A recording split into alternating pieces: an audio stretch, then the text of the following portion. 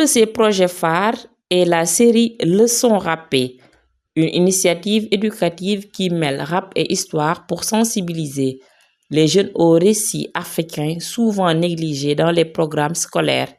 En collaboration avec le ministère de l'Éducation, Simon Kouka a entrepris une tournée dans les lycées sénégalais sous le thème Décoloniser le savoir, les rimes de la résistance. Ce projet vise à réécrire l'histoire africaine du point de vue des Africains, en mettant en lumière les figures historiques et les événements souvent ignorés. Alors, déjà, merci beaucoup. Nous sommes en partenariat avec le ministère de l'Éducation nationale dans le cadre de leur programme NITE, Nouvelle Initiative pour la transformation humaniste de l'éducation.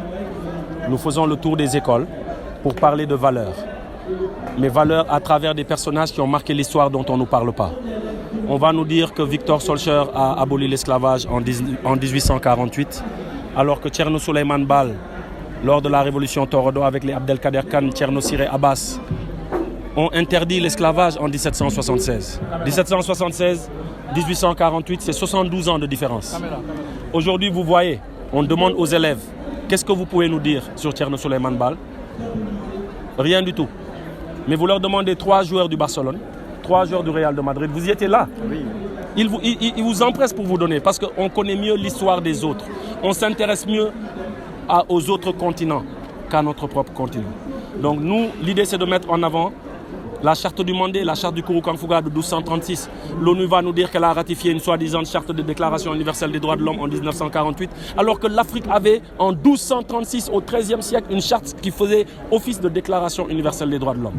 Donc ces valeurs qui sont dans ces chartes, ces valeurs qui sont chez Cheikh Anta Diop, chez Abou Bakr II, qui a foulé le sol américain bien avant Christophe Colomb, avant la naissance du père de Christophe Colomb, on a eu un explorateur qui a quitté le fleuve Gambie à côté et qui a foulé le sol américain en 1311, 1312 dirait aussi le professeur Pathé Diagne.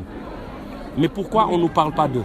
Donc aujourd'hui, ce partenariat avec le ministère, c'est justement raconter l'histoire, mais la vraie histoire, avec un regard africain. Parce qu'en général, on nous raconte l'histoire avec le prisme occidental.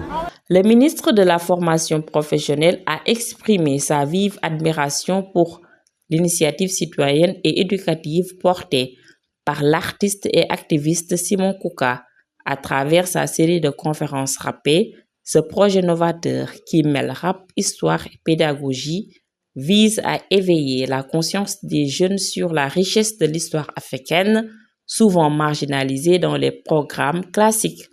En saluant cette démarche, le ministre a souligné l'importance de revisiter notre passé et de valoriser les figures emblématiques qui ont façonné l'identité intellectuelle et culturelle du continent. Il a notamment cité Cheikh Anta Diop comme un exemple majeur de ces grands gouloirs africains dont la pensée mérite d'être mieux connue et comprise par les nouvelles générations. Cette génération formidable de rappeurs qui a inculqué dans la jeunesse sénégalaise une conscience qui nous a permis d'avoir au moins 2 alternances successives. À travers Y'en a marre, voir que ce travail de conscientisation ne s'est pas seulement limité au plan politique, au plan culturel. Quand on écoute Simon tout de suite parler de Thierno Souleymane Baal, qui est l'une des plus grandes figures de notre histoire, quand on l'entend parler de Cheikh Anta Diop, qui est l'un des plus illustres personnages de notre histoire, nous nous rendons vite compte que le mouvement hip-hop ne se limite pas seulement à la politique. Culturellement, le mouvement joue un rôle extrêmement important. Oui, Thierno Souleymane Baal a précédé la Révolution française. Et cette révolution formidable que nous avons l'obligation d'apprendre à nos enfants. Sur ce, j'invite nos élèves à s'approprier cette histoire, à étudier les parcours de nos héros comme Cheikh Anta Diop afin de bâtir une citoyenneté éclairée, fière de ses racines et tournée vers l'avenir, a déclaré le ministre.